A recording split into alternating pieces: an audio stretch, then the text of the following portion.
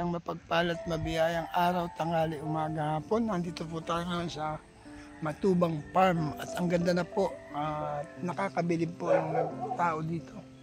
Masipag, malinis sa buhay at maganda na po ang farm at yan po yung sa katauhan po ni Ray. Samahan niyo po ako para atin pong kausapin. Tingnan niyo po yung kagandahan po ng farm. Yan o. Malinis, maayos. Ayan. Ikaw ba ang nagkompra? Oo. Kumusta? Nakailang sako? 12. So, magkano ngayon ang kilo nun? Sabi nila, 34 lang sa baso. 34? Ang mura, no? Okay, pwede na rin yun. Babawasan pa yun.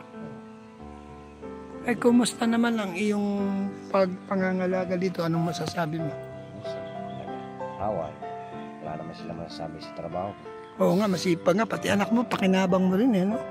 So, anong masasabi mo sa kay Kuya Balatel na kung nabigyan ka ng opportunity na mangalaga sa bukid na ito, which is talagang ugmang-ugma sa'yo dahil yun talaga ang hanap buhay mo. Ano naman ang masasabi mo sa mag-asawa? Papasalamat naman sa kanila. Napaparito ako sa kanya, nakayos na yung trabaho. Napagkatiwalaan ka, no? Pagkatiwala niya ako. Naman, sinusukulihan ko naman yung tiwala nila sa akin. Yun ang... Kupras. Yan lang naman ang puhunan nating mahirap, tiwala eh. Di ba? Pero nakita ko, grabe sipag mo. So, nakakatawa kasi linis na nito. Sanay naman. Sanay na eh, no? Pero alam mo, kaganda. Kumusta na nga pala yung kabayo mo? Kaya lang, hindi pa nanganganak. Hindi, ay, manganganak. Pinababahan ko lang kapon.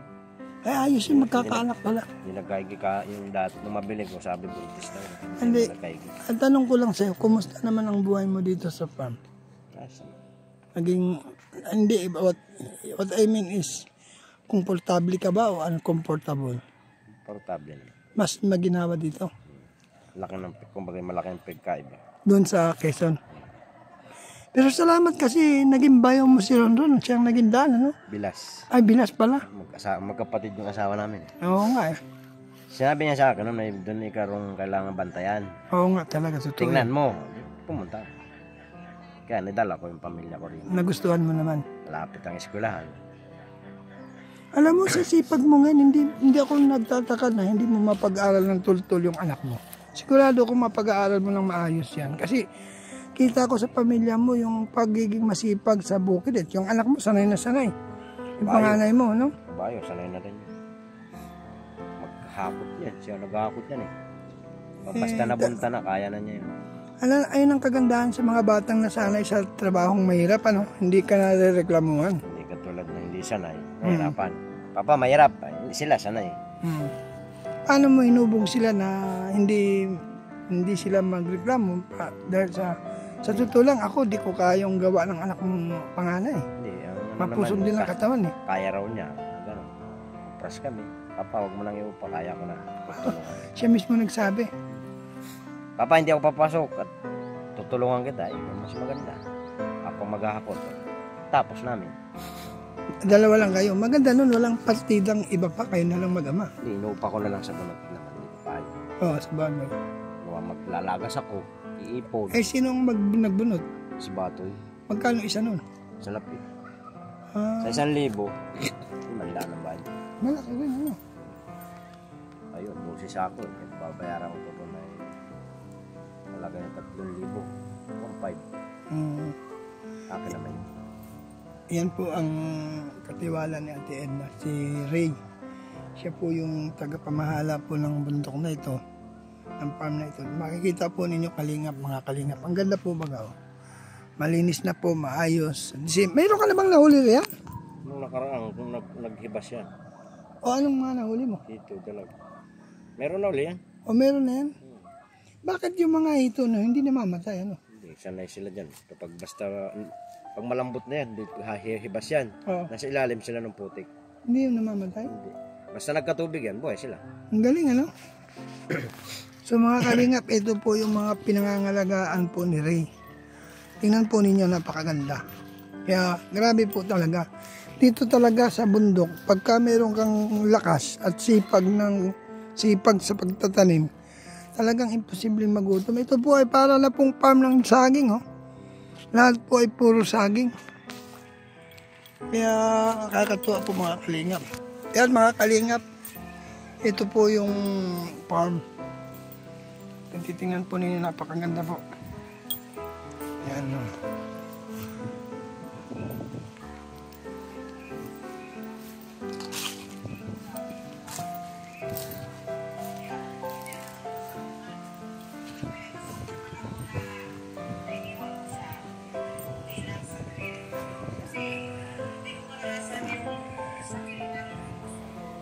Yan mga kalingap, ang ganda na po ng ang ganda na po ng farm. Malinis ng maigi.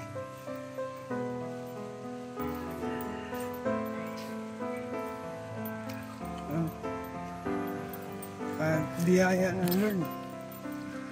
Ay talaga pong grabe So nakaka-amaze po yung lugar.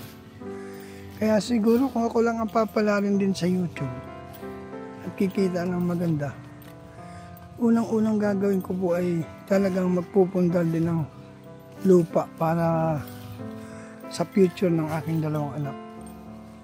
Wala man ako, may maiiwan akong alaala na sila na ang bahalang magsinop. So ito po yung kubo, kasama po natin si Kagawad. Team Kagawad, yan. Nag-relax lang. So ang ganda po, ang dami na pong puno ng saging. Ang nakakalungkot lang yan, pag yan po nagsilaki na, sa isang puno po ay 4-5 po ang supling yan. Kaya sobra-sobra na po sa punla, sa totoo lang. Kaya grabe. Yan mga kalingap, ang ganda na po ng farm. Yan, kasama natin si Marcus TV. Yan. Ang ganda. Kaya grabe yun. Lalo na siguro sa kabila. Ang kagandahan po kasi dito mga kalingap, ang sisipag po ng pinagkatiwalaan ni Ate Edna. Yung isang pamilya po na masisipag po talaga, yung Ray. Mahusay po mga laga. Malinis po yung farm. Kaya nakakatuwa. Yan, nandito po. Ang sarap po dito pati magtaratambay.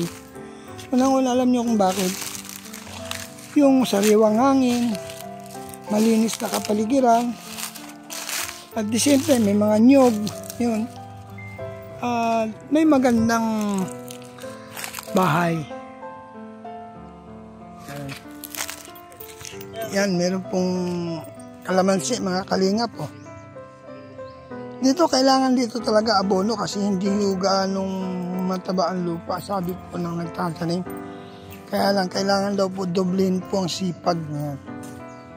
Kaya nakakatuwa po yung mag-ama. Ang gagaling nila sa sipag Ang linis pati Nakaka-bless kasi dito hindi ka magugutom talaga mayroong bahay. At the same time ito po mayroon pong tangko. Sipsipan ng tubig. So madali na lang. Pag nagsipsip ng tubig, diretso po doon sa bahay. Hindi na mag-iigib. So nakakatuwa, malinis na po yung ito. Kaya maganda pong mga laga talaga pag kumpleto sa tubig. So andito po tayo. Yan, nakaka-relax po dito mga kalingap. Kung kayo po ay dadalaw po sa Matubang family, kay Kuya Bal, sabihin nyo lang na pasyal kami sa yung farm. Hindi po mag-atubili si Kuya Bal na ipasyal kayo sa kanyang maluwang at malaking farm. Yan. Dito po, bukod sa aani ka ng nyog, aani ka rin ng saging na lakatan pa. Ito pong lahat ng saging na nakatanim dito mga kalingap, ito po ay puro lakatan. Kaya hindi po magugutom ang may-ari nito. Talagang mananagana. Tapos yung yung mismong mga andito na mga tao, especially sa mga tagapangalaga ni Ate Edna, hindi po sila magugutom. Kasi magtanim lang po sila ng gulay, sitaw, kamatis, talong, meron na silang aanin. Sa mga tao po na talagang yung bukid na po yung kinabubuhay. Sa mga sanay po sa bukid. Dito sabi nga niya, dito marami siyang nahuhuling mga hito. Yan po kasi lawa na yan. Marami pong isda yan mga kalingap. At malaking tulong din po yung pag-ulan kasi yan muli na namang nabuhay po yung water lily. Halos lahat po puro saging na. Kaya pag naglakihan po itong saging na ito, dilim itong lugar na ito. Kasi ito po ay, ang mga saging kasi sa isang puno, 4-3 ang ano niya, supling. Mabuhay po ang lahat. Siyempre, shoutout po Ate Merluza, Karaigpe, siyempre, Tita London, Kamanang Sbarity TV, Joseph Importante, yan. Mike Green, Lerma Tanaka, yan. Hans Datker, support po natin mga kalinga, pag po natin kalimutan. Siyempre po, Ermagalo Mixed Vlog ng Team Tanod, founder po ng Team Tanod. Support po natin mga kalinga, pakidalo po ng kanilang mga channel, especially po sa Hans Datker kasi watch out pa lang po yan. At huwag po ninyong kalimutan, support po natin Mrs. Paas PH po.